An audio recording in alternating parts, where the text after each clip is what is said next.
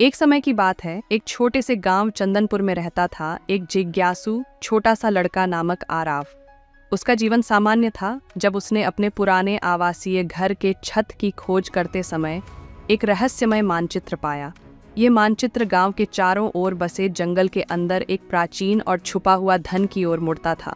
एक शानदार चांदनी रात में आराव ने अपने घर से बाहर निकलते हुए मानचित्र को हाथ में धरा हुआ धीरे धीरे बढ़ते कदमों के साथ उस पथ पर चलना शुरू किया जो मानचित्र के जटिल मोद्धों और मुद्दों की ओर ले जा रहा था।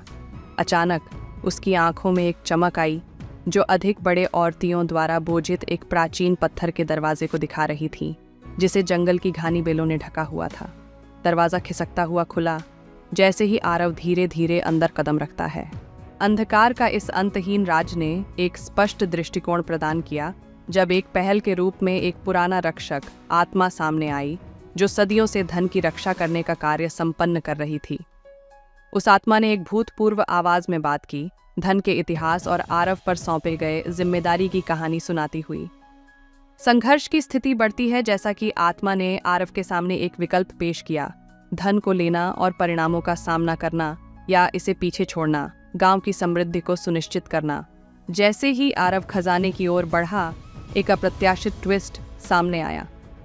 यह एक प्राचीन रक्षक आत्मा थी जो सदियों से धन की रक्षा के लिए सौंपी गई थी।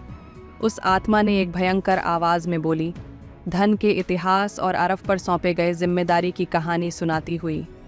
सभी नजरें आरव की ओर मुड़ी जब उसे आत्मा ने विकल्प दिया, धन को लेना और परिणामों का सामना करना या इसे पीछे छोड़ना, गांव की समृद्धि को सुनिश्चित करना।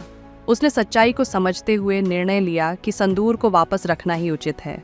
धन की रक्षा के बाद उसको अभिभूत हुआ कि उसकी नीति ने गांव की सुरक्षा की है और धन वास्तव में उसके साथ है। इस तरह आरव ने गांव को नई सुरक्षित की दिशा में पहुंचाया और एक नए साजगर्मी से योजित राजा बन गया।